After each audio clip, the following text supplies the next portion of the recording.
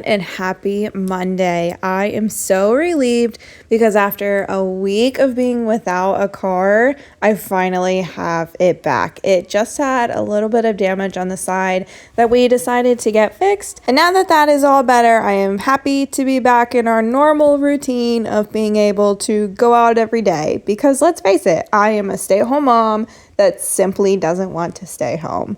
I can think of so many things, and it's funny because I'm married an introvert and he is happily able to sit at home doing next to nothing. He was homeschooled and he lived in the middle of nowhere, and so they often weren't going out and about every day like me and my kids are. And I think that's so funny how we found each other and we love each other so much and created two of the most extroverted children that I know. Speaking of those extroverted children, I decided to do a highly requested video of their birth stories because who doesn't love to hear moms talking about babies being born? And honestly, it was a bit of a doozy for me because I am also one of the probably hundreds of thousands of women in America and around the world, that are being told, oh, you can't have children. You have infertility issues and this and that and the other.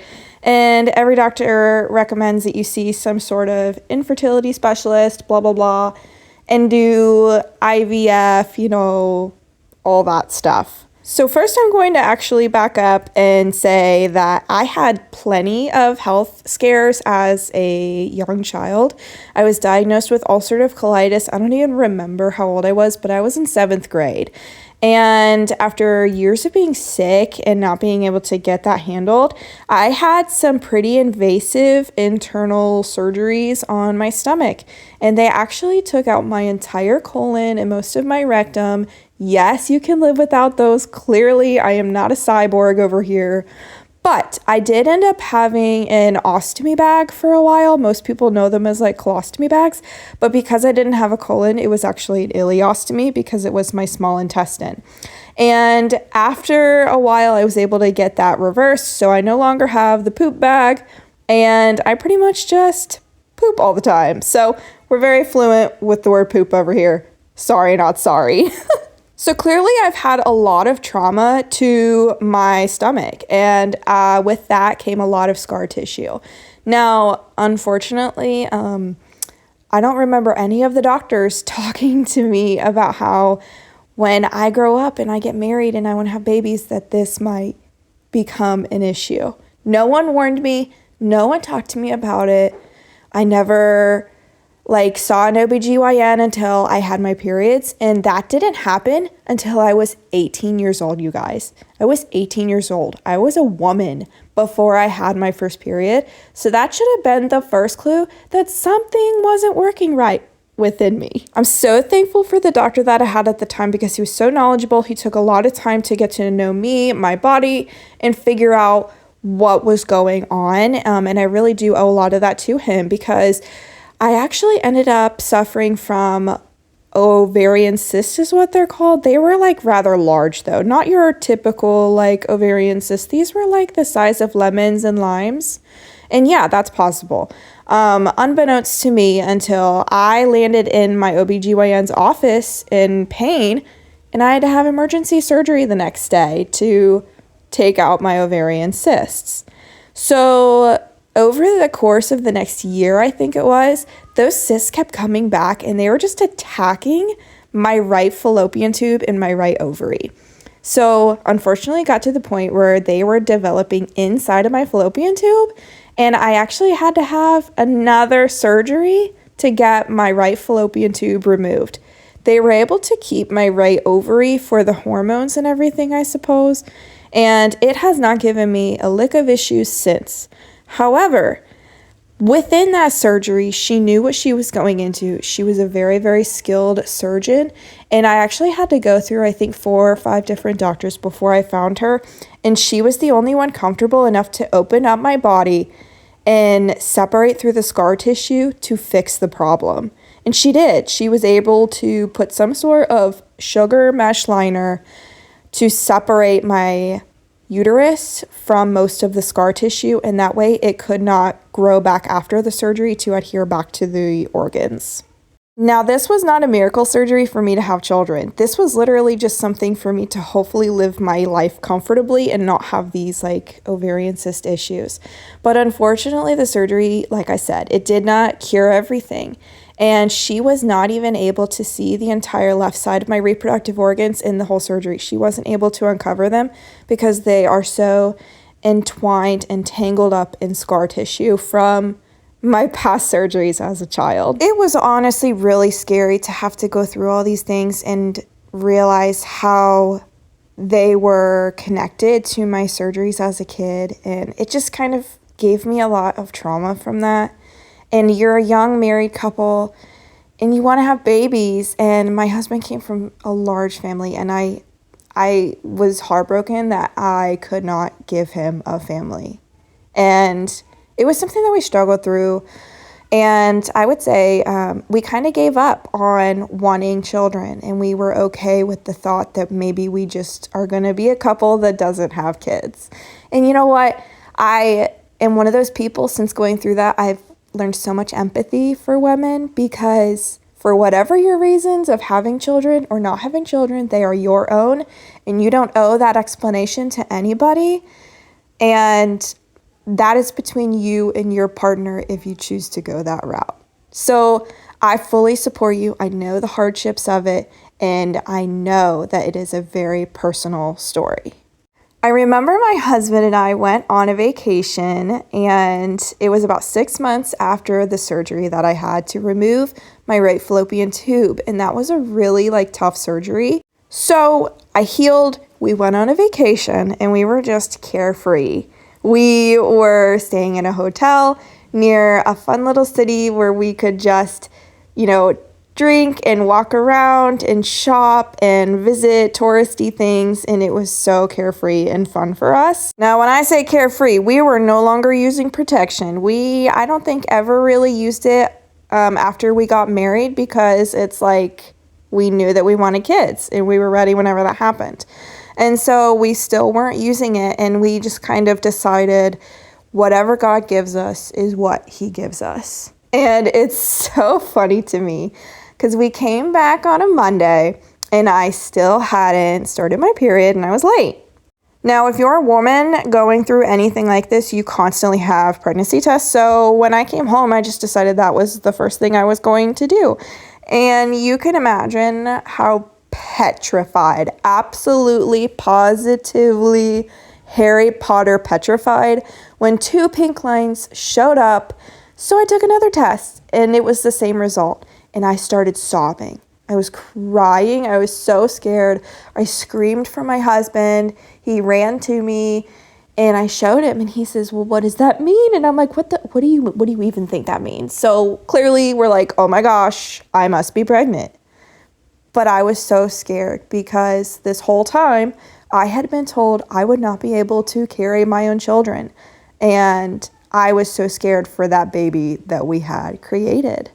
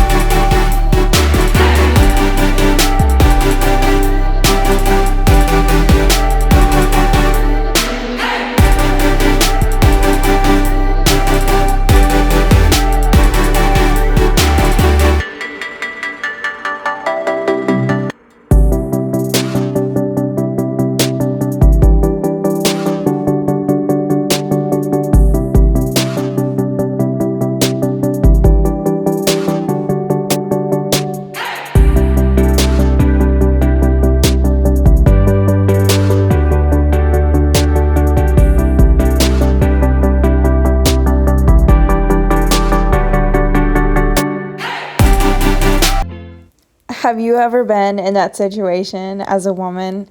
Have you ever saw those two pink lines and just, what was your reaction? I want to know, like, comment down below. As a woman, whether you were prepared or it was completely unexpected, what was your initial reaction to finding out that you were pregnant? Let me know in the comments, because I feel like one of those crazy people that was so scared, and I was just crying hysterically, except for the second time, because at that point I was like, well, been there, done that, might as well do this again.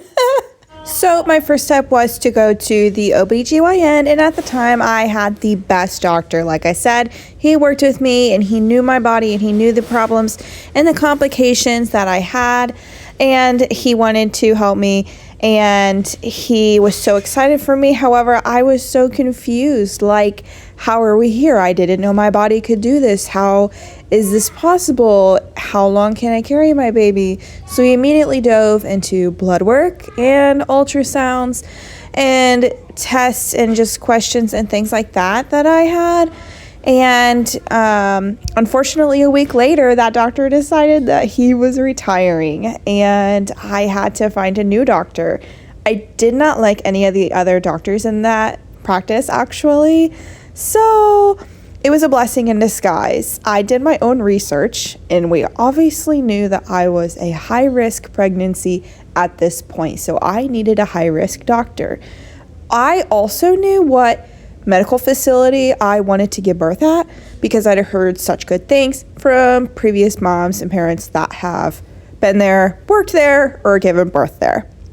So I found someone in my insurance network within, that group, and we ended up being a perfect match, and she was accepting new patients, which was good for me. So I immediately went to see her, and we started working on my birth plan and things that needed to happen throughout my pregnancy to make sure baby was growing healthily and happily, and that I was comfortable and healthy too. Now, the only complication I had throughout my pregnancy was colitis. Now, it's a pretty rare thing, so if you have had that before, please comment and tell me like how you found out. Like, hopefully it was before. They actually scared me. I did not find out I had colitis in my first pregnancy until it was like, I think I was 35 weeks, and I was just a few days shy of 36 weeks. I think, and she ended up taking the baby 3 weeks early. He was perfectly healthy. I did like a Pitocin, I was induced, but literally a super smooth delivery. It was really fast for me. It wasn't like this traumatic, painful experience that like most people say it is. I feel like the older generations just really try to scare you out of doing with these like terrifying birth stories, but it's like, okay, maybe you guys just didn't have the right doctors and the right medicine, or didn't know how to use your voice at the time, which actually makes me kind of sad to think about. However, I had great births with both of my babies. I did get colitis with both of my pregnancies, which was kind of to be expected. It's like, if you're going to get it, you'll probably get it again. So we pretty much just knew that I had to be induced at 37 weeks with both of my kids, which was fine. I was just itchy, and that's actually how I found out I had it. My hands and my feet were insanely itchy, and that's a normal pregnancy, thing, is to be itchy. However, your hands and feet, I could have gnawed them off with my teeth. It was horrid. I was only comfortable in the bathtub. So I got a blood test done, and they determined that that was the issue. So with my second pregnancy, I actually found out about that earlier on and was able to take the medication to fix the issue, and I wasn't itchy. And like I said, they still took the baby at 37 weeks. Now, I will backtrack a little bit and say that during my pregnancies, I was at the doctor at minimum once a month getting an ultrasound. I got all of the other scans done, and baby was healthy. He was slightly small. Both of my babies were small. They were like 6 pounds even. Both of them were actually. So pretty much 2 identical pregnancies and 2 identical babies, which I was so blessed with and I was so fortunate with. And that was everything that we prayed for, was healthy, happy babies, healthy, happy mom and dad, and just that we knew that we could handle whatever God gave us because that was his plan for us all along. And I want to end on that note and say that I truly do believe that both of my children were miracles because of everything that my body had went through. It truly was a miracle that I could get pregnant on my own without a doctor's assistance and that I didn't need medicine for that. The pregnancies were healthy and obviously the babies are healthy and they're the most spunky and fun and smart and cool kids. And I always said that if God blessed me with children, that I wanted to be a stay-at-home mom. And I was so happy to marry my husband and know that like him and all of his siblings were homeschooled and that I had all of that support from them and resources, obviously, and knowledge. So that is their birth story. That is, I guess, my pregnancy story. So if you have any questions, drop them in the comments because, of course, I would love to answer them. And I wanted to chat with you guys and I want to hear about your birth stories and if anything crazy happened or just if you want to like share about it, feel free to drop it below. I'm a boy mom and a stay-at-home mom and I love to talk to you all and I love hearing all about what you guys have to relate to me about. I hope my story was able to give some people hope and maybe even help someone. That would always be a blessing. And I will see you guys on the next video.